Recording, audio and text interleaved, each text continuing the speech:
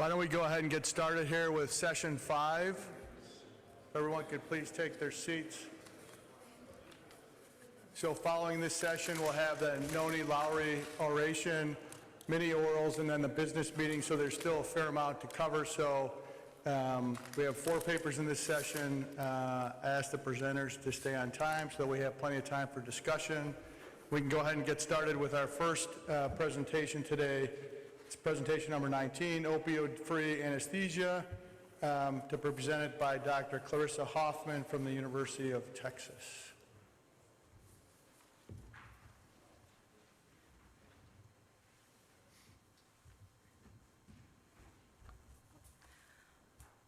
Good afternoon. We would like to thank the Western Surgical Association for the opportunity to present our work. So laparoscopic hiatal hernia repair is commonly performed with an opioid-based anesthesia protocol and a 1 to 2 night hospitalization. There's growing evidence on the detrimental side effect of opioids, such as nausea and retching, and opioid dependency.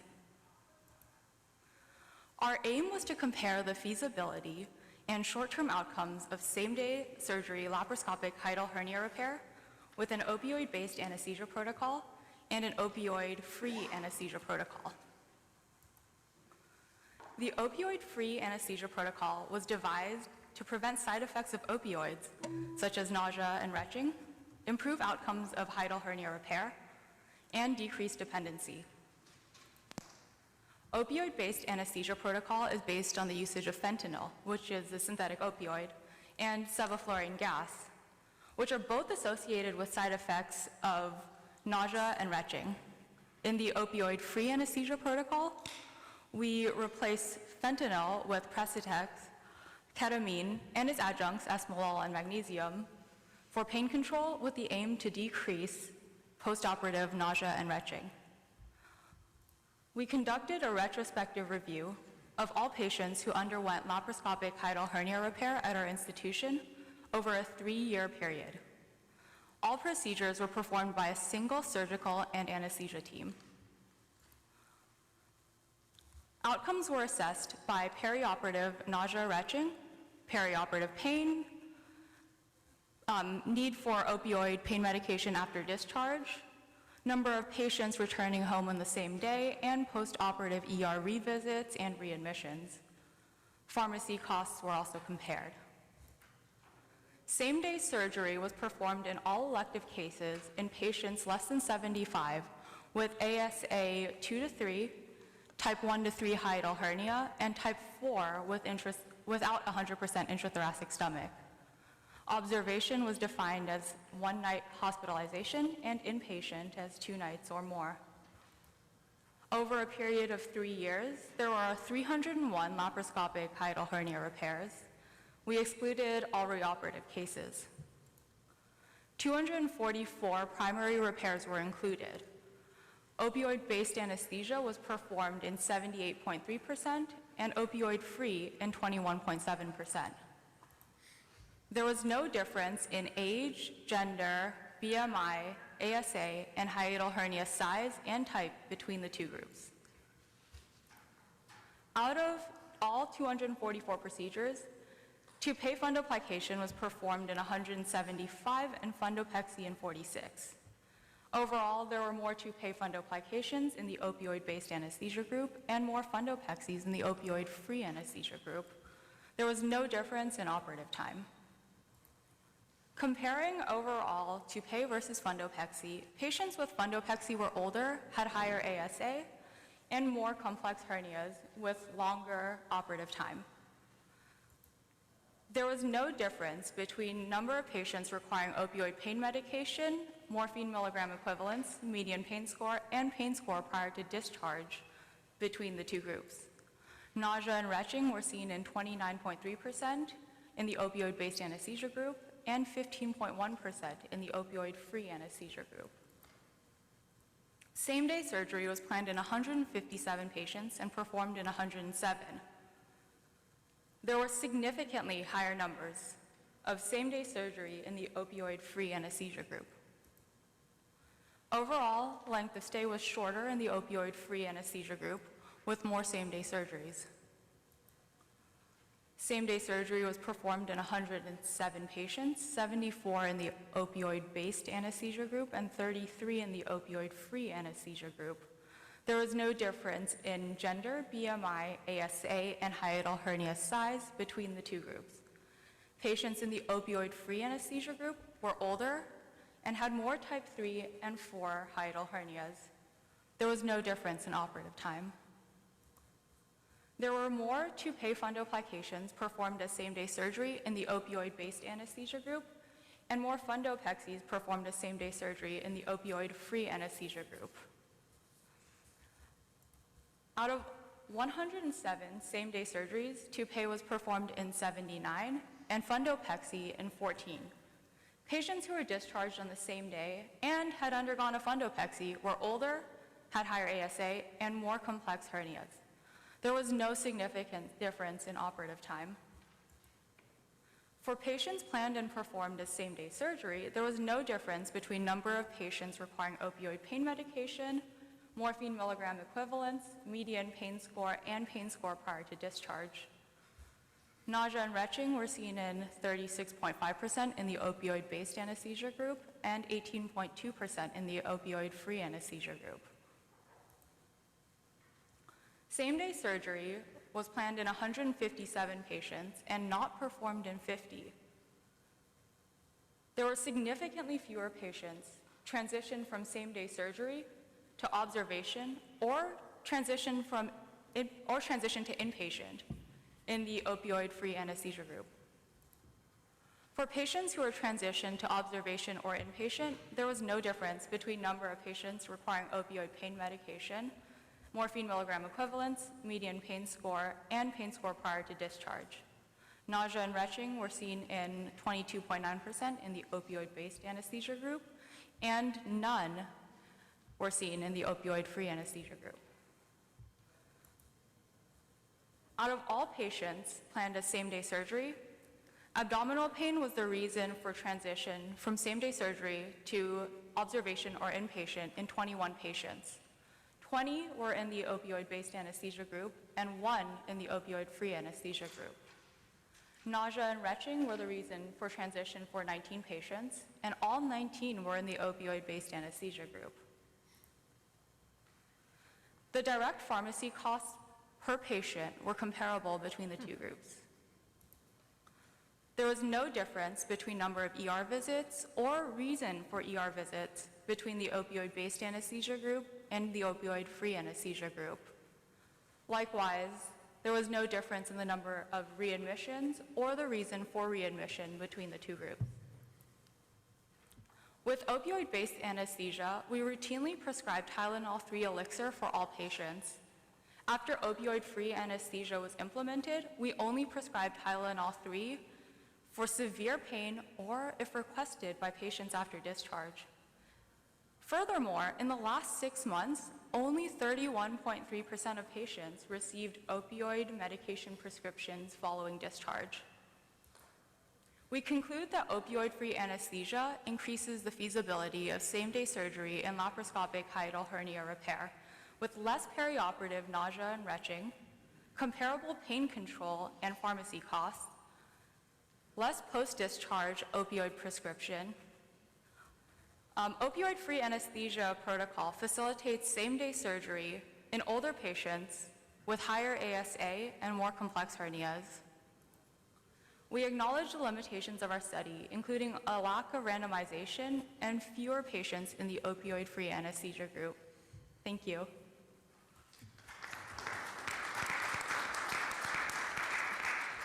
The discussant for this paper will be Carlos Brown, also from the University of Texas, but at Austin.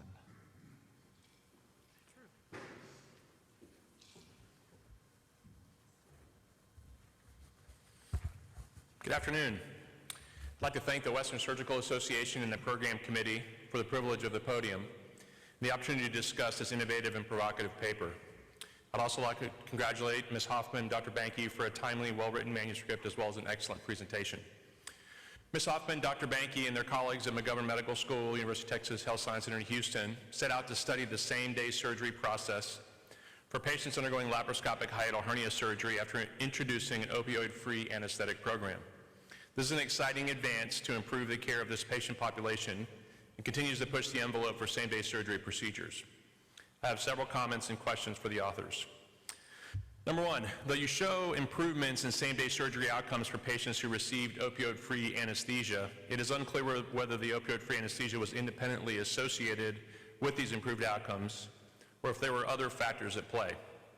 Did you perform any logistic regressions to identify factors independently associated with the improved outcomes? If not, why not? I think this additional statistical step would significantly strengthen your study. Number two, in the discussion you state that you used the same-day surgery for reoperative patients as well, but you excluded them from the analysis. I don't think these patients should be excluded from the study. Instead, they should be presented as a subgroup.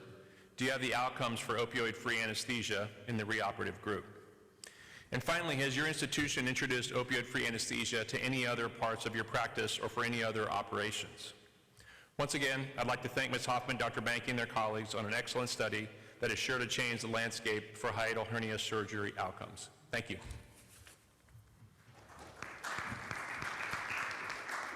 Dr. Hoffman, you did a very nice job, but Dr. Banke will be closing this presentation.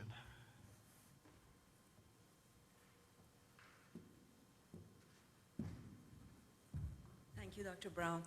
So to answer question number one, I agree with you that the best way to assess the independent factor would be a regression analysis. We need a larger number of patients, comparable groups. Right now we have 191 in one group, 53 on the other one, and 175 to pay in one group, and they have 46 on the other one. But that would be the best way. I think the conclusion of the paper, I should be very careful when I conclude something like that, because we say increases feasibility, we didn't say it's an independent factor. For that, we definitely need regression analysis that we will perform. We have larger number of patients. Question number two about reoperative cases. I personally never thought that we can operate on a patient with a recurrent hiatal hernia, slipped and herniated fundoplication, 3-hour surgery, 3 gastrotomy, and then you send that patient home the same day. We never thought that would be possible. With this implementation of this anesthesia-free protocol, now we started to send the complex hernias home, type 4s, intrathoracic stomach, then we say, well, maybe we should do the reoperative cases. So in this paper, very few people were sent home as a same-day surgery for the reoperative cases. In the discussion, I mentioned the paper that I submitted to you that recently we're doing more and more. And once we get enough number, we definitely will include that, because I think that's more important if we can send the reoperative patients home. So to answer your third question, this anesthesia-free protocol was implemented by our thoracic anesthesiologist at Memorial Hermann Southeast. And we chose our program because we have a homogeneous way of operating with the same thing and very similar type of procedures that we do. So we thought our operating room would be the good candidate to start the program. We are the only one who does anesthesia-free protocol right now. We presented this locally, and now bariatric surgeons, they want to start implementing that, because even sleeves still in the hospital stay for one night. So we're going to start implementing it in other specialties. We have a few more minutes left for questions. Dr. Scoggins? Yes. Hi, Chuck Scoggins from Louisville. I really enjoyed that. Is your group using the opioid-free anesthesia protocol for anything that's not planned to go home, like a colectomy or anything else? Thank you. Yeah, most of our hernia repairs are done outpatient, but anything that is done in our room, let's say we do a morgagny, the other day did a bocdelic hernia, or we did the VATS and a pleural biopsy the other day. That group of thoracic anesthesiologists, for anything that happens in our room, they use the same protocol, regardless of case. Sorry. You can't see the mic from up I'm there. sorry, I know. yeah. Lee Newmeyer from Jacksonville. Thank you very much for this very interesting presentation. What kind of preoperative education do you give your patients? Because I don't do fancy surgery like you do, but for my breast patients, I tell them, look, I'm gonna send you home with 4 pain pills. Most people come back and tell me they take 0 or 1. So now I'm about to send them home with none, because I'm like, why would I do that? Then there's just 4 more narcotic pills hanging around. So I'm wondering what kind of pre-op education. Now you have great data, and you can say, look, you know, most of the patients don't need any narcotics. And I think if we plant that expectation for our patients, and like a speaker said earlier today, if they, you get the small little cup at 7-Eleven and your refill's a small cup. If you get the big cup, you think your refill has to be 72 ounces. Thank you very much. Yes, thank you. Yeah, patient education is extremely important, as you mentioned. We actually, every patient has a counseling about pain before, regardless of type of anesthesia, because of the shoulder pain. We do mediastinal dissection, and they get severe shoulder pain. I always tell them, it's almost like having a shoulder dislocation. Don't worry, we didn't dislocate your shoulder during the case. And that doesn't go away until they move their shoulder. You guys all know that.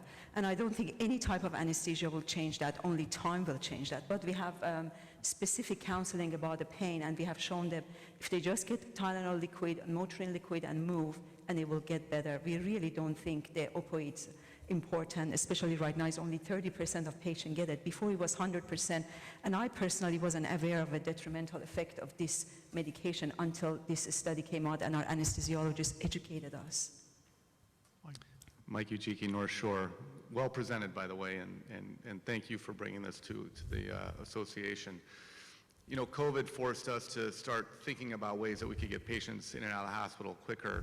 And one of the things that I've noticed is we've been sending our sliding hiatal hernias, the 2-3 centimeter hiatal hernias, links, fundoplications home same day for 5 years, probably 95% of the time we can get them out.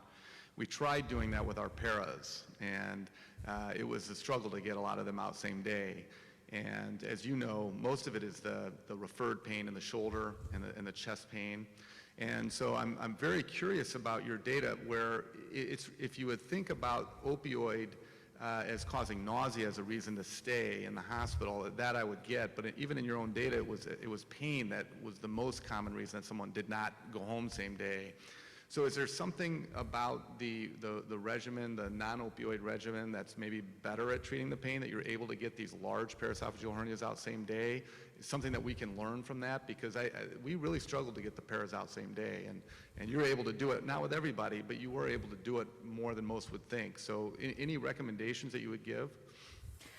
Yeah, I mean, the opioid-free anesthesia protocol, one thing I learned from it is you don't give them fentanyl, but the PACU pain is the same.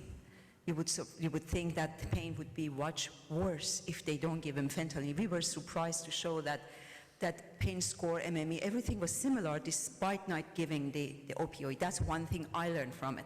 I think other factor remains nausea, vomiting, regardless of pain. I think if we can decrease that, we can really facilitate discharge home. And this is also new to all of us as surgeons to really captivate why all this happens. We have to be very careful to say it's just that, because I'm sure it's multifactorial, except we didn't change anything other than type of anesthesia, and then suddenly these patients are all going home. It was interesting to see the costs were the same, because we've had this similar discussions, and we've always been told that, or at least I remember hearing Precedex was so much more expensive, and either it's come down in price or you guys just get a really good deal from your pharmacy. Yeah, we heard about Precedex is much more expensive, but the cost data comes from Memorial Hermann. They have this system that they measure all the costs. The price that we gave you is for all anesthesia. Let's say he got a Livoquine, he got anything, all together is comparable. But I'm sure if you just maybe separate Precedex, may not be as cost effective as possible. Thank you. Very good, thank you. Next paper, number 20, diagnosis of pancreatic cancer by Dr. Egger, Michael Egger, and I think this is to be considered for the new member paper award, the Oust Award. Good afternoon. On behalf of my colleagues, I'd like to thank the Western Surgical Association for the opportunity to present our work today, in which we evaluate the diagnosis of pancreatic cancer associated with cholecystectomy in the elderly Medicare population in the U.S. We have no disclosures. 75% of patients diagnosed with pancreatic cancer have locally advanced or metastatic disease at the time of diagnosis. Nonspecific symptoms and lack of screening procedures contribute to the failure to diagnose pancreatic cancer early. Anecdotally, in the office, we often encounter this phenomenon where we'll see a patient diagnosed with pancreatic cancer who's sort of undergone a diagnostic odyssey of nonspecific abdominal pain, and they had their gallbladder out 6 months ago. And, anecdotally, we think this happens all the time, but the question is, does it really happen all the time? And is this perhaps an opportunity for us to identify pancreatic cancer early? There are a couple single-center studies to guide us. A couple studies have been provided which show an estimated prevalence of on the order of 8 to 23% of patients with pancreatic cancer having had a cholecystectomy in the year prior to diagnosis. One study reported that 14% of their patients initially were misdiagnosed as having gallbladder disease. This study also showed that those who were misdiagnosed presented at a higher rate of stage 3 and stage 4 disease compared to the patients with a timely diagnosis. Although most of these studies, when you compare those timely and misdiagnosis with survival, they have found no difference. There's some data to guide us from a population level. There's a previous SEER Medicare study from about 13 years ago that estimated the prevalence of a cholecystectomy in the year preceding the diagnosis of pancreatic cancer at 1.3%, much lower than the single-center series. They reported decreased survival for those having had a previous cholecystectomy, and the diagnoses associated with this group included diabetes, obesity, weight loss, and abdominal pain. We hypothesize that the rate of cholecystectomy in the year preceding a diagnosis of pancreatic cancer is higher than the general non-cancer population. This has not been evaluated in any of these previously studies. I don't know if that 1.3% rate is higher than the general population. Additionally, we did also hypothesize that the delays in diagnosis of pancreatic cancer related to those gallbladder misattributed symptoms may be associated with decreased or worsened outcomes. We used the SEER Medicare linked files from 2007 to 2014. We first defined a cancer cohort, being those patients diagnosed with pancreatic adenocarcinoma. We then developed two groups out of this. One would be the non-cholecystectomy group, being those patients who had no cholecystectomy in the database for 12 months prior to diagnosis. We eliminated any patient with a known cholecystectomy charge greater than 12 months prior to diagnosis or who carried a diagnosis of previous cholecystectomy. Our cholecystectomy group was defined as those patients having had a cholecystectomy in the preceding 12 months. We then subdivided this group further into a 0 to 2 month group in which we called the timely diagnosed, in that they had a cholecystectomy but they were diagnosed within the next 2 months, or a delayed diagnosis group, that group that had their previous cholecystectomy 2 to 12 months prior to their diagnosis. Finally, we had a non-cancer control group, which consisted of a 5% sample of non-cancer Medicare beneficiaries. This allowed us three main groups to perform comparisons. First, we looked at the gallbladder patients, so the patients who had a cholecystectomy, comparing those with a diagnosis of cancer versus those who did not have cancer. We compared demographic factors, operative approach, and associated diagnoses at the time of cholecystectomy. Next, we turned our attention to our cancer cohort, comparing those patients that did and did not have a prior cholecystectomy in the preceding year. Again, comparing demographics, but also comparing stage and survival. First, looking at our total cancer cases. So there were 42,000 patients in the database that we identified with pancreatic cancer. Looking at the preceding 12 months preceding their diagnosis, we identified 799, or 1.9% of those patients who had a cholecystectomy in the previous year. Looking at our 5% sample non-cancer controls, this was about 621,000 patients. When you took a 12-month period sample of that group, we found that the 12-month incidence of having a cholecystectomy is 0.4%. Thus, the odds ratio of having had a previous cholecystectomy in the cancer group was about 4.5 to 5 times higher than the general population, providing us some evidence that indeed the pancreatic cancer population is at increased risk of having had a previous cholecystectomy compared to the general population. Now comparing those groups, again, all cholecystectomy patients, the cancer patients versus the non-cancer patients. The cancer patients had a slightly increased age and a slightly higher male sex, about 50% versus 40% in the non-cancer patients. The rate of laparoscopic procedure was slightly higher in the non-cancer controls, 90% versus 80%. Looking at the time of cholecystectomy and the diagnoses associated with that encounter, we found that the cancer patients had an increased rate of a diagnosis of pancreatitis at the time of cholecystectomy. It was nearly twice that of the non-cancer controls, about 25% compared to 13%. However, the non-cancer patients had higher rates of diagnoses of diabetes and obesity, which is different than what's been reported previously. All of these were statistically significant. Looking at sort of the gallbladder diagnosis association, so the acute cholecystitis was the diagnosis in about 38% of the non-cancer controls and about 29% of the cancer patients. So there was a little bit of a decrease in the rate of diagnosis of acute cholecystitis at the time of cholecystectomy. Now focusing on the cancer population, we're now comparing the pancreatic cancer patients, those that did and did not have the preceding cholecystectomy. They were very similar with regards to age, sex. We did find increases in comorbidities. They had on average an additional comorbidity in the comorbidity index, and they were less likely to be in a major metropolitan area, about 88% versus 81%. This is a histogram showing the distribution of that timing of cholecystectomy in that year prior to diagnosis. Again, drawing an arbitrary vertical line here at 2 months. By doing so, defining that 2 to 12 month cohort, this meant that about 55% of the patients would be defined as delayed according to our definition, whereas the remaining 45% had a timely diagnosis.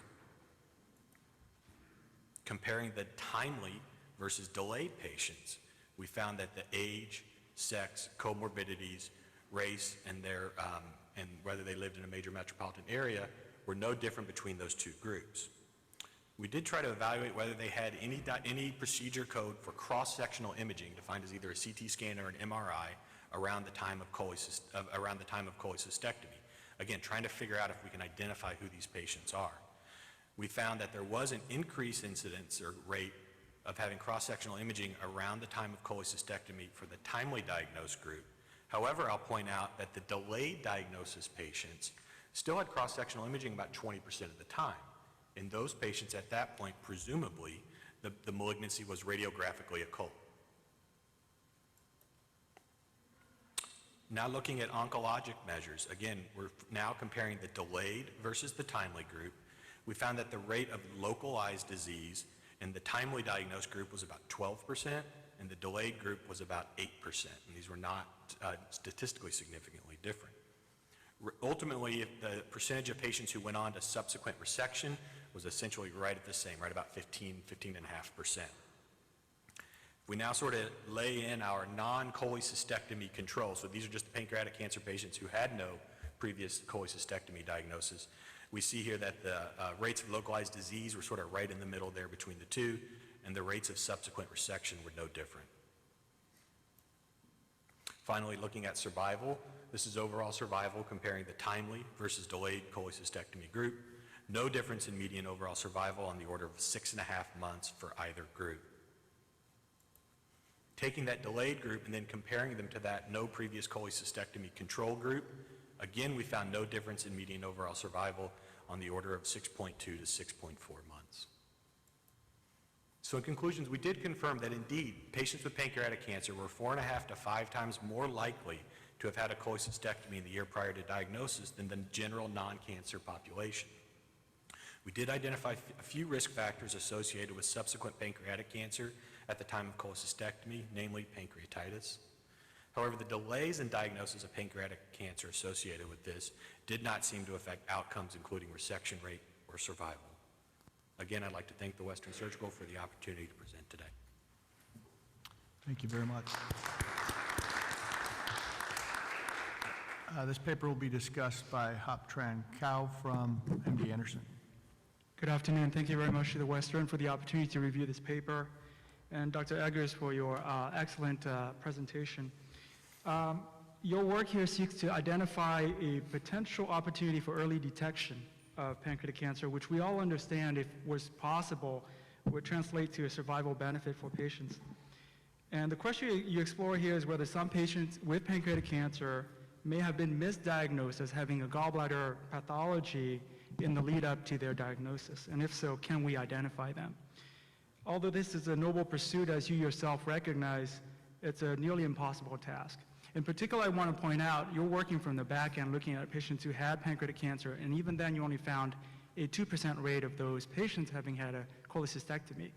So that still means even if you caught out them all, 98% of patients with pancreatic cancer don't have some kind of cholecystectomy or gallbladder-related issue leading up to that. The greater challenge, of course, is moving in the other direction. When you look at all patients who undergo cholecystectomy, the percent of those who actually have gallbladder cancer is going to be even smaller. How do you find out which one those are? In that context, I have a couple questions for you. Number one, from a methodological standpoint, with over 700,000 cholecystectomies performed in the United States every year, is it possible that you're, in fact, including in your Medicare data here, patients who've already had the gallbladders removed prior to the inclusion in the Medicare data set, and therefore you're actually underestimating the true incidence of gallbladder pathologies in both cohorts, cancer and non-cancer? And given the lack of difference in survival outcomes, whether you had delayed, timely, or no gallbladder pathology, what conclusions do you draw from your data? What recommendations do you make to all of us who treat these patients in the future who might come in with a gallbladder pathology? Thanks a lot. Thank you, Dr. Trenk. I appreciate the comments and questions. So certainly the hardest part was trying to figure out who had a cholecystectomy already, right? Being limited to Medicare data, we don't have really any idea what happened to them before they were age 65. There is a diagnosis code floating around there called history of previous cholecystectomy. If we found that code, we did exclude them from it. So that certainly is a limitation, and you're right, by sort of, that inflates our denominator in that the true incidence may be higher. However, I have no reason to believe that it would be any different across the groups. So I think our relative comparison of having an increased incidence of about 4.5 to 5 times is still reasonable, though you're exactly right. I think the true prevalence of this is probably higher. So what do we take from this, right? And I think ultimately this is not going to be the population level, factor, the population level intervention that we're going to be able to use to diagnose pancreatic cancer early. This is not the problem, right? We need better screening. We need better identification of family risk factors. We need better risk reduction strategies for patients who have histories of pancreatitis, smoking, things like that. That's how we're going to tackle this more on a population level. The idea, I was hoping to do exactly what you suggested, right? Can I give those surgeons who are out there taking care of these patients a couple risk factors, a couple things to keep in mind, that if they encounter that in this population, they need to have an increased awareness of the possibility of having an underlying pancreatic malignancy. To that extent, I would say, I do think if there's a diagnosis of pancreatitis and there's evidence of pancreatitis in patients in these groups, I would keep an eye on them a little bit closer. In general, in our practice, when we see patients with pancreatitis, I like to see them back with a CT scan after that pancreatitis is cleared to make sure there's not an underlying malignancy. That's sort of separate from a cholecystectomy issue. And I think that's important in these patients.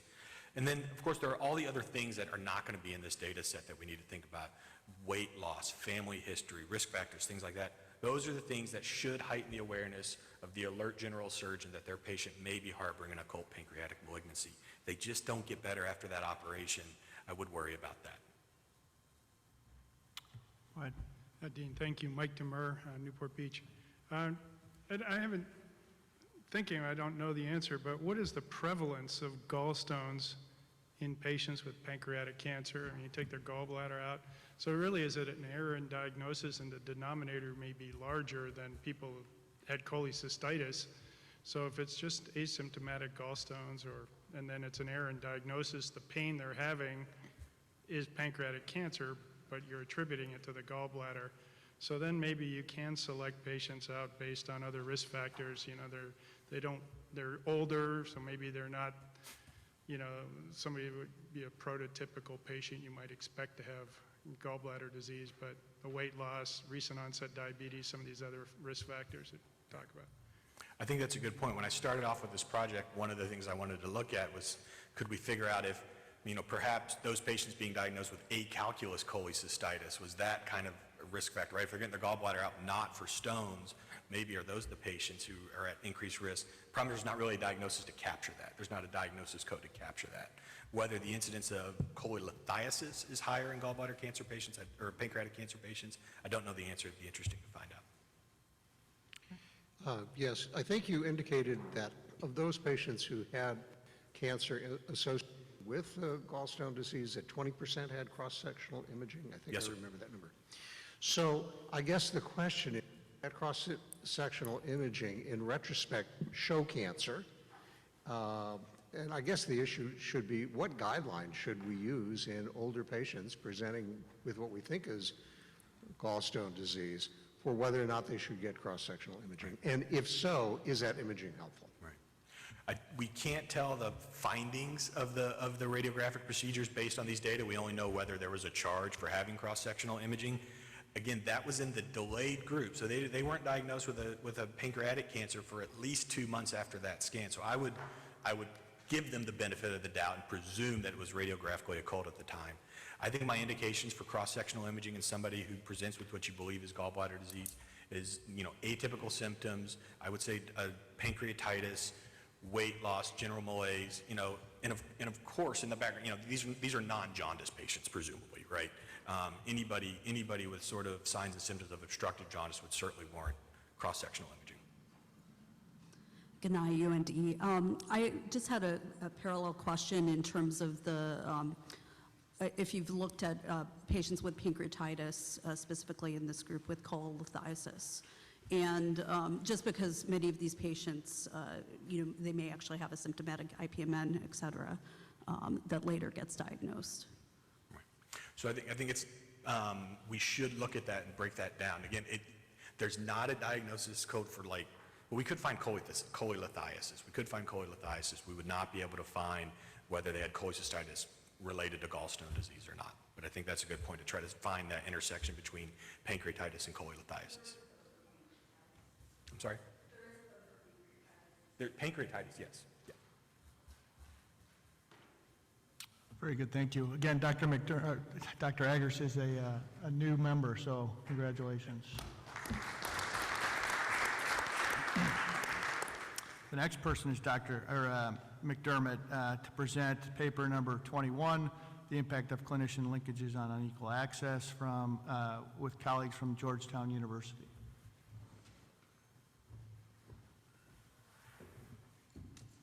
You're not a doctor yet, right? No. Good afternoon. My name is Jimmy McDermott. I'm a medical student at UCLA David Geffen School of Medicine. I worked with my team at Georgetown University and MedStar Georgetown University Hospital to present the impact of clinician linkages on unequal access to high-volume hospitals for colorectal cancer surgery. My mentor on this project is Dr. Wada Al-Rafai from Georgetown University. I would like to thank the Western Surgical Association, its members, and guests today for the privilege of presentation. I have no disclosures to report. So previous literature has suggested that high-volume hospitals are associated with improved outcomes for surgical cancer care, particularly for rectal cancer surgery. These disparities in utilization of high-volume hospitals among racial and ethnic minorities and low-income populations have persisted despite ACA's Medicaid expansion and trends towards regionalization. This emphasizes the importance of evaluating other factors that contribute to disparity, such as clinician referral patterns. Previous studies have shown that clinician recommendations are a strong determinant of where patients will undergo surgery. In a survey of gastroenterologists and general surgeons, respondents believe that high volume is related to improved surgical outcomes, but that existing referral networks heavily influence referral recommendations. Furthermore, with rectal cancer patients, a survey found that while most patients know that high volume and surgeon experience are important considerations, that recommendations from a trusted source, such as a physician, and choosing a hospital that is familiar and comfortable play the greatest role when to consider, or where to consider receiving surgical cancer care. This reliance on physician referral may also have a detrimental effect. One study of breast cancer patients showed that patients who were referred to surgeons were less likely to receive care at a high-volume hospital than patients who self-selected surgeons based on reputation. Given this, for patients with colorectal cancer, referral patterns from primary care clinicians to specialists and from specialists to surgeons are likely strong influences in the patient care pathway and should be evaluated. Poor coordination between primary care clinicians and specialists has been shown to result in disparities in access and cancer outcomes among racial and ethnic minorities. The significance of this work is that the impact of clinician networks and referral patterns on access to colorectal cancer surgery at high-volume hospitals is unknown. It is important to understand how clinician networks may contribute to existing disparities in access to high-volume hospitals among racial and ethnic minorities and Medicaid and uninsured populations. Our objectives of this study were to evaluate the impact of primary care clinician linkages to specialists and specialist linkages to surgeons on patients undergoing colon and rectal cancer surgery at high-volume hospitals. And we looked to determine the likelihood of receiving care from a well-linked clinician based on race, ethnicity, and insurance status. We had two hypotheses. The first was that patients of clinicians with stronger linkages to high-volume hospitals are more likely to undergo surgery at these hospitals. Second, racial and ethnic minorities and Medicaid or uninsured patients are less likely to receive care from clinicians who are well linked to HVH. For our methods, our dependent or outcome variable was the receipt of colon or rectal cancer surgery at a high-volume hospital. High volume was defined as the top tertile and quintile for colon and rectal cancer surgery, respectively, and these equated to 37 procedures per year for colon cancer and 13 procedures per year for rectal cancer. Our independent variable was referral linkage, which was defined as 9 or more shared patients between two clinicians, which has been previously established in literature. We analyzed two separate linkages. The first was from primary care clinician to specialist, which was defined as a gastroenterologist or medical oncologist linked to a high-volume hospital. And our second linkage was from a specialist to surgeon, either a colorectal or general surgeon at a high-volume hospital. For data collection, we used 3 data sets. The first was Maryland's Health Services Cost Review Commission to identify patients who underwent colorectal cancer surgery from 2013 to 2018. The National Plan and Provider Enumeration and Provider National Identifier was used to find the physician specialties and linkages. And third, we used the American Community Survey, 5-year estimate for 2017 that we linked to the Maryland Health Services data by zip code to include area statistics in the analysis.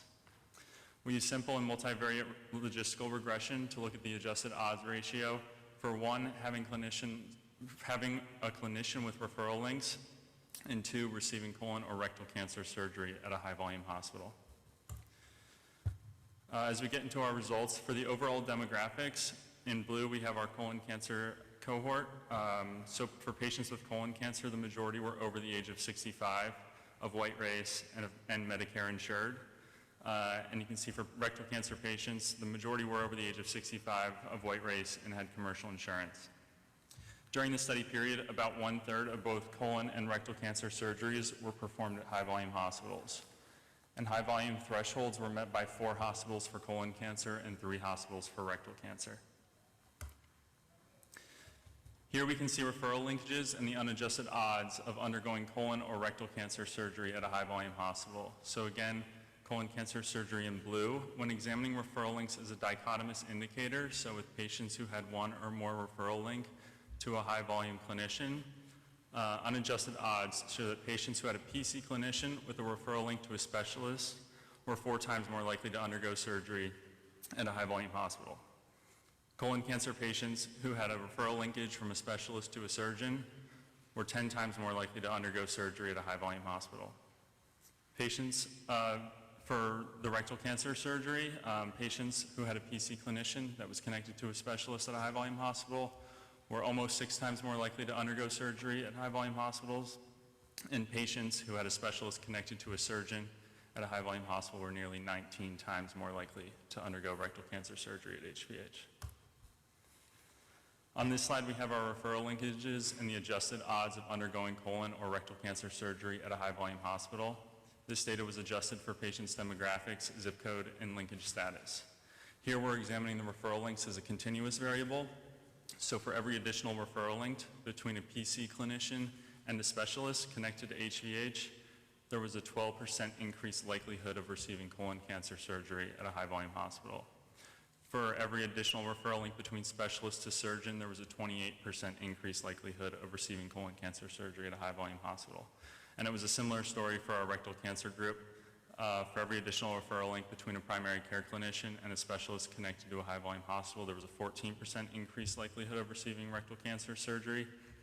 At an HVH and for every additional link between specialist to surgeon, there was a 25% increased likelihood of receiving surgery at HVH. So here we can see the patient characteristics on the adjusted odds of having a clinician, a connected clinician for our colon cancer subgroup.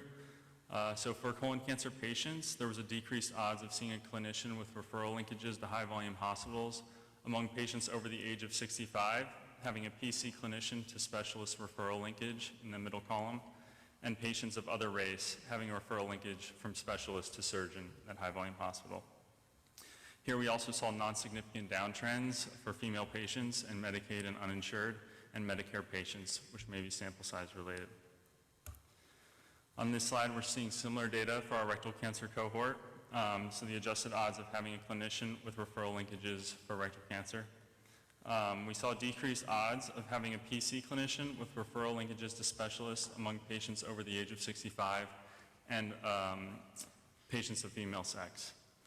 There were non-significant downtrends seen among non-white patients, Medicaid uninsured, and Medicare patients, which may be sample size related. These findings for rectal cancer patients are particularly important given in consideration of surgical disparities, given the strong volume outcomes relationship. The strengths and limitations of the study. The strengths, this was a contemporary multi-year study in a state with a racially diverse patient population. Maryland is 50% non-Hispanic white. Limitations, we did only look at one state in Maryland, which is not generalizable to the US population as it represents only 1% of the population. This study did not adjust for cancer stages, which have been associated with HVH utilization for colorectal cancer surgery, as patients with stage 2, 3, and 4 disease are less likely to receive care at a high volume hospital than those with stage 1 disease. And few patients had a PC clinician, which limited our sample size. In conclusion, patients of clinicians with stronger links to high-volume hospitals are more likely to have colorectal cancer surgery at these hospitals. This relationship is particularly strong among links from specialists to surgeons, and these results reinforce current concerns surrounding structural barriers to care that perpetuate existing disparities in the delivery of equitable surgical care. I would like to acknowledge my research team, especially Dr. Al-Rafai and the David Geffen School of Medicine at UCLA for letting me be here today. Very good, thank you. This paper will be discussed by Dr. Zhang from the University of Texas. Thanks so much to Western for the opportunity to discuss this paper. I want to also congratulate Jimmy, who is a medical student who had the courage to approach the senior authors while he was a Georgetown College student. And so I really commend you on doing all this work. This is awesome. So I want to thank the authors and the Western for this privilege. Without recounting the body of the work, my take-home points for this were that if we are to assume that patients generally receive better cancer care at high-volume hospitals, that it is important for their doctors to be connected to those high-volume hospitals. In this chain of events, from diagnosis to resection, there is a middle person, often the gastroenterologist who scopes and diagnoses the colorectal cancer, or the medical oncologist who automatically sees the patient after the biopsy. It is interesting to see that both the primary care to specialist and the specialist to surgeon linkages are important. And here are my 3 questions.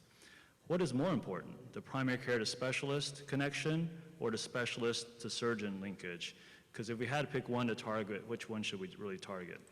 Number 2, how would you suggest primary care providers, quote unquote, escape their network if their network requires them to send patients to a hospital that's not necessarily a high volume hospital in this chain of referral? What would motivate a payer network to refer a patient outside their network to a high volume hospital if their terminal hospital is a medium volume hospital, for example? And finally, number 3, if there are papers out there on the role of safety net hospitals and their safety and good outcomes for patients who are either underinsured or poorly insured, who may not have a shot of ever making it to a high volume hospital. Should quality really be measured by the ability to reach the high volume hospital? Because there are very good surgeons at low volume and medium volume hospitals. Thank you. Thank you, Dr. Zhang. I appreciate your comments on the manuscript and for your questions. With regards to your first question regarding what is more important, PC to specialist or specialist to surgeon, Looking at this data, we found that specialist to surgeon linkages were associated with an increased likelihood of undergoing surgery at a high-volume hospital. However, when looking at PC clinician to specialists, we saw that the odds ratios of receiving surgery, if you have a linkage, are 4 and 6 for colon and rectal cancer surgery, respectively. So they should definitely be focused on in community outreach efforts, especially given that PC clinicians are a gateway for screening for cancer, primarily for breast and colorectal cancer. And the overarching premise of this work was not to differentiate between what linkage is more important. Both are extremely important in the patient journey and should be emphasized. Your second question, referring to what would motivate a payer network to refer to a patient outside of their network if there's no HVH available. I think as an important stakeholder of health, payers could utilize preliminary data such as this as a platform for a pilot project to support cross-state or out-of-network referrals if within state or within network referrals to high-volume hospitals are not available. Furthermore, though it is not a focus of this work, efforts to improve outcomes at the lower volume and medium volume hospitals is important, and I know that many of those hospitals have comparable outcomes to high volume hospitals as well. And your third question, should quality be measured only on the ability to reach high volume hospitals? So in this analysis, we went with the premise that high volume hospitals are associated with improved outcomes. However, this is only a general association and does not look at a specific surgeon experience or outcomes. It has also been shown that, as I said, intermediate volume hospitals have been associated with comparable outcomes to high volume hospitals. And with this study, we weren't able to see if those high volume hospitals were actually associated with improved outcomes, such as looking at length of stay costs or post-surgical complications. So that is one limitation. We were just going off the premise that high volume is generally associated with better outcomes. Thank you. Stephen Stain from Burlington, Massachusetts. Jimmy, thank you for a great presentation. Dr. Alverfay would be proud. I have two quick questions. First of all, your odds ratio were so wide for minority patients. I'm asking why. Is that because there was very few patients who were treated? Second question is, you know, if every system or network wants to get bigger and they want to keep having more patients under their control, do your results suggest that those networks that have lots of primary care providers who have links to high volume surgeons will just keep feeding those patients to the high volume centers? Thank you, Dr. Stain, for your questions. The WISE odds ratio, where we saw the non-significant downtrends for racial and ethnic minorities, we do attribute this to having a small sample size. When we analyze those, we only use patients who had an established primary care clinician, and that was defined as the primary care clinician that they visited within the last year. So that limited our sample size and might explain the increased odds ratio. With regards to your second question, regarding the increased size. Network size and where the patients will go. Yeah. I think that's a great question. I don't know the exact answer to it at this time, but. Yeah, I don't think anybody does. Yeah. So we've heard some phenomenal presentations by medical students at this conference, but I think this is the first time I've ever heard a medical student close an oral presentation, and you've done a great job. You've done a great job. So since I don't think we're going to be able to convince the board to go from pass-fail, I mean, I think we're stuck with that. Maybe we can use presentations at the Western as one of those intangibles to decide who will get a surgical residency. Very good. Thank you. Sure.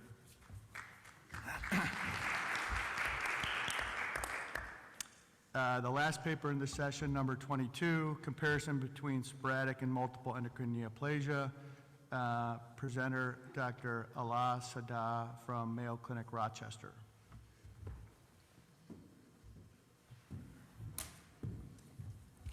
Good afternoon, everyone. My name is Ala.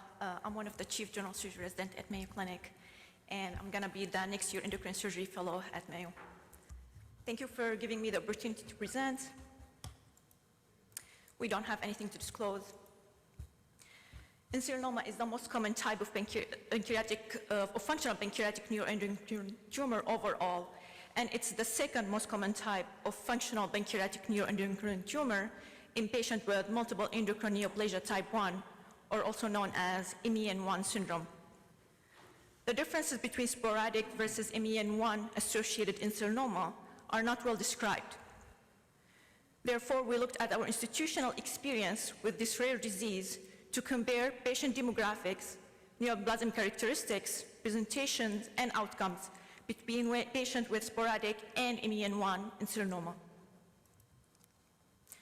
We conducted a retrospective study that looked at patients diagnosed with benign insulinoma between 1999 and 2019, and malignant insulinoma between 1990 and 2019 at any of the Mayo Clinic facilities in 3 states. We defined MEN syndrome based on genetic testing or clinically in patients who have more than 2 MEN1 associated neoplasms. Malignant insulinoma was defined by the presence of distant or lymph node metastatic disease, T-stage of 4, direct invasion into surrounding peripancreatic tissue, or the presence of lymphovascular invasion. And we conducted analysis using Fisher Exact and Wilcoxon rank sum test along with Kaplan-Meier survival analysis. We had a total of 311 patients. The majority, 84%, had benign insulinoma, and 16% had malignant disease. And among the benign cohort, 93% had sporadic insulinoma versus 7% patients who had MEN1 syndrome. Among our malignant cohort, 92% had sporadic disease, and 8% had MEN1 syndrome. Now I'm going to start talking about our benign insulinoma cohort, and we had a total of 260 patients, and of those, 18 patients had MEN1 syndrome.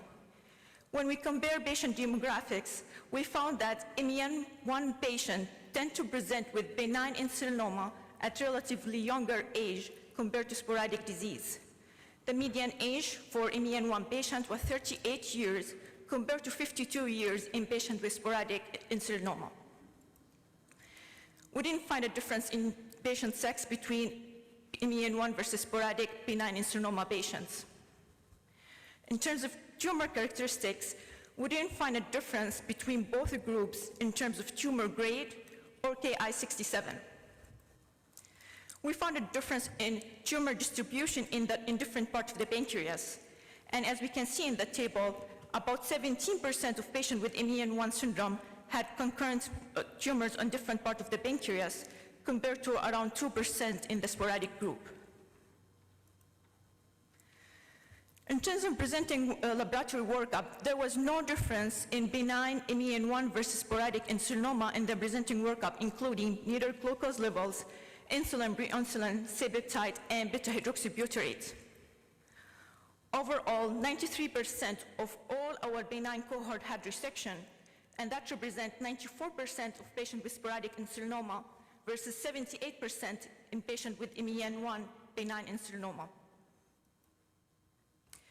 We found that patients with MEN1 benign insulinoma tend to present with relatively larger pancreatic tumor size compared to sporadic group. The median tumor size for MEN1 was 2 centimeters compared to 1.5 for the sporadic group. And we also found that tumor distribution along the pancreas was different. In MEN1, 55% of patients had their tumor in the body or tail of the pancreas, 28% had their tumors in the head or neck of the pancreas, and 17% had tumors at both locations. While in the sporadic group, 53% had their tumors in the body and tail of the pancreas, 45% in the head or neck, and 2% in both locations. Overall survival for benign insulinoma was not different between patients who had sporadic versus MEN1 insulinoma. Now I'm going to start to talk about our malignant insulinoma cohort, and we had a total of 51 patients, and of those, only 4 patients had MEN1 syndrome. Similar to what we found in benign disease, patients with MEN1 syndrome tend also to present with malignant insulinoma at a relatively younger age. The median age for patients with MEN1 syndrome was 33 years compared to 54 years in patients with sporadic disease. Again, similar to what we found in the benign insulinoma cohort, there was no difference in patient sex between MEN1 versus sporadic malignant insulinoma. In terms of tumor grades and Ki-67, there was no statistical difference between patients who had MEN1 versus sporadic malignant insulinoma. And tumor location was different between both groups. In the MEN1 group, 75% had their tumors in the body and tail of the pancreas, while 25% had their tumor in both locations. When we look at the tumor distribution in the sporadic group, 23% had their tumor in the head or neck of the pancreas, and 70% in the body and tail of the pancreas. And none of the patients in the sporadic malignant insulinoma group had tumors in both locations. In terms of TNM staging in the malignant group, we found that all our MEN malignant group, and we had a total of 4, they were detected at stage 3, and none had distant metastatic disease. While for the sporadic group, the majority had presented with stage 4, and that represents 66%, followed by stage 3, 90%, 11% for stage 2, and the rest, 4%, were stage 1. There was no difference in the presenting laboratory workup between MEN1 versus sporadic malignant insulinoma groups, and there was, by that I mean there was no difference in terms of neither glucose levels, insulin, proinsulins, C-peptide, and beta-hydroxybutyrate. Surgical resection was performed on all our malignant MEN1 cohort compared to 64% in patients with sporadic group. And we found that similar to benign insulinoma, patients with MEN1 tend to present with relatively larger tumor size, with a median of 4.2 compared to 3.3 in the sporadic group. However, this difference was not statistically significant in the malignant group, which may have to do with the small number of patients. We could not compare overall survival in patients with malignant insulinoma we could not compare between MEN1 versus sporadic because of the small sample size and the small number of events. But overall, when we looked at all our malignant cohort, we found that the overall 5-year survival was 67%, and survival varied by stage. Stage 4 was associated with worse survival, where early stages, stage 1 and 2, had survival almost 100%, which is similar to benign insulinoma or the normal population. So in conclusion, we found that MEN1 patients present with insulinoma at younger ages, and they also tend to have larger benign tumors at presentation. Concurrent insulinomas in different parts of the pancreas are more common in MEN1 patients. MEN1 insulinoma is not associated with worse survival compared to sporadic disease. Younger patients and those who have multifocal pancreatic neuroendocrine tumors in the setting of endogenous hyperinsulinism should be strongly evaluated for the presence of MEN1 syndrome. Thank you, and I'm happy to answer any question.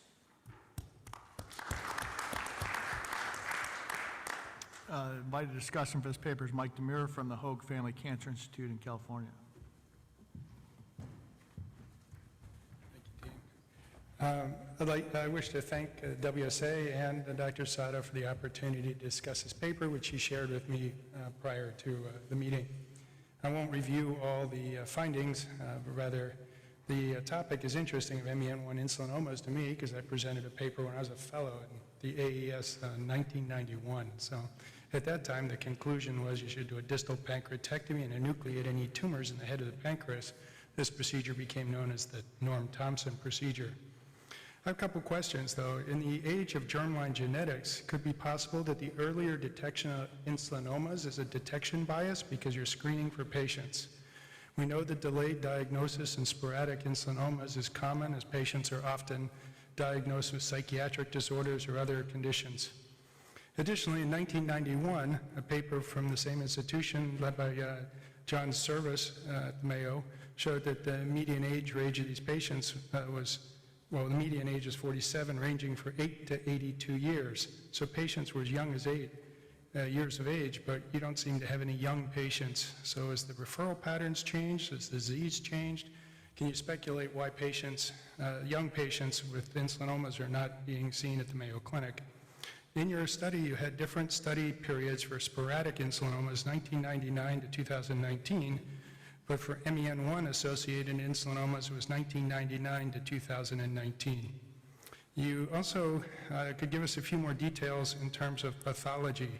For example, the multiple tumors that you see in the MEN1 pancreas, are they all insulinomas, and was this confirmed by immunohistochemistry? Because we know they can have other tumors, non-functional tumors, or tumors that make other hormones.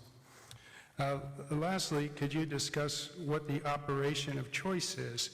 Now in the era of laparoscopic robotic surgery and better preoperative staging with things such as gallium dotatate scanning, what do you actually do? Is the Norm Thompson procedure still the procedure of choice, or do you rely on intraoperative ultrasonography? Do you explore the duodenum for gastrinomas?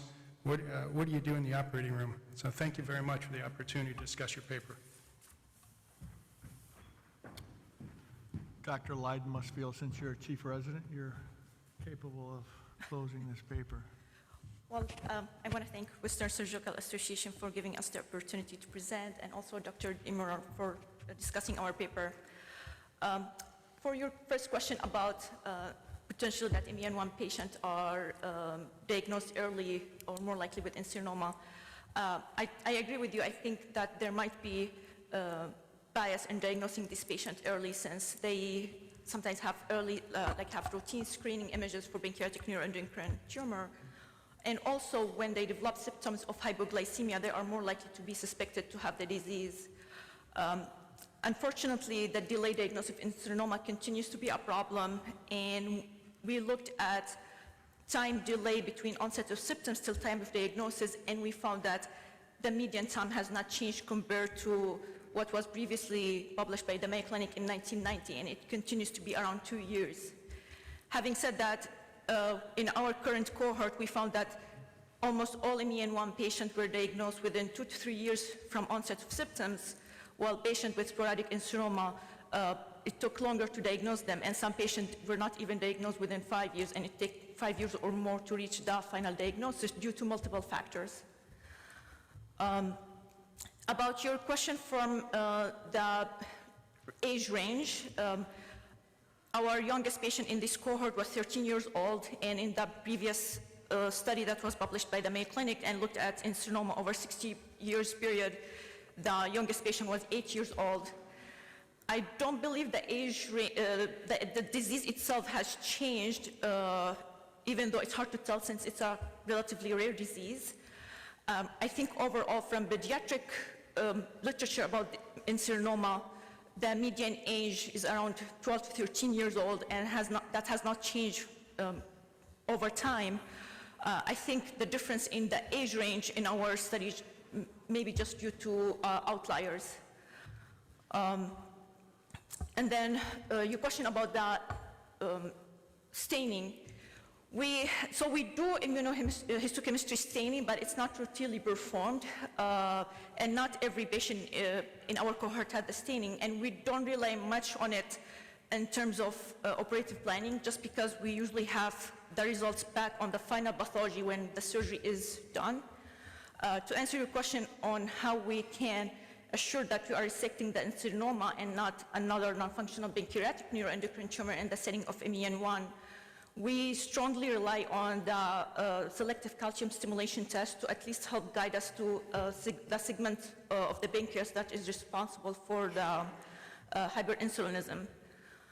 From operative planning standpoint, we use intraoperative ultrasound in all patients, whether they are sporadic or MEN1.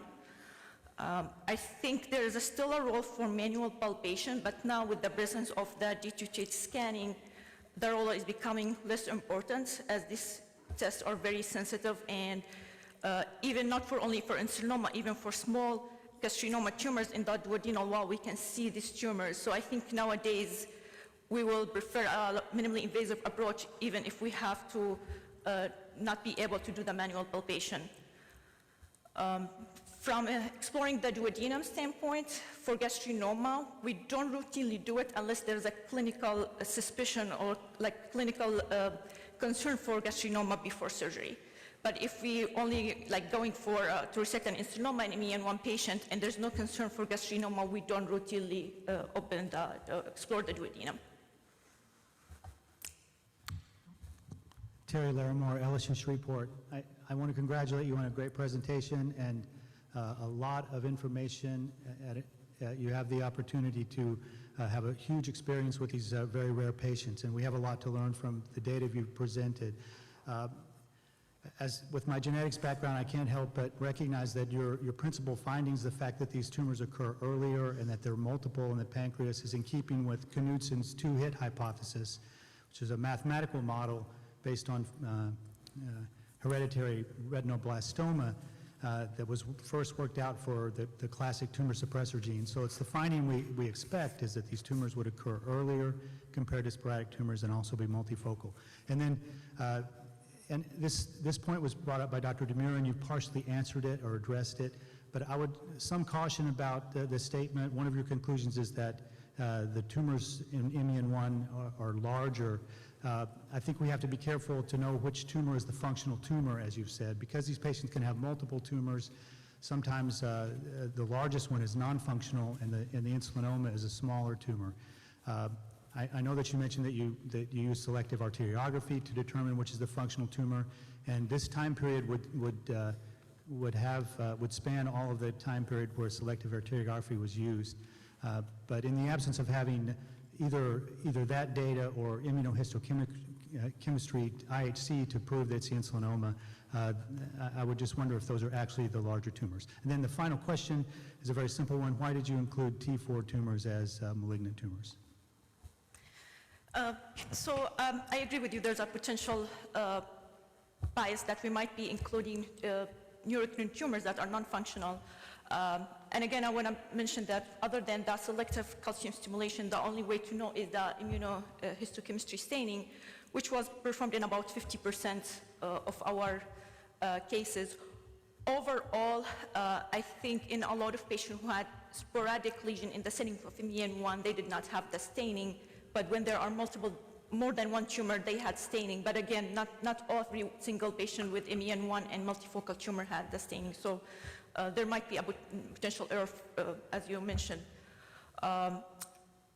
Regarding your second question about the T4, so T4, based on the 8th edition of TNM staging, it should involve surrounding organs like duodenum or other structures. So that's not a benign tumor behavior, and that's why we elected to include it.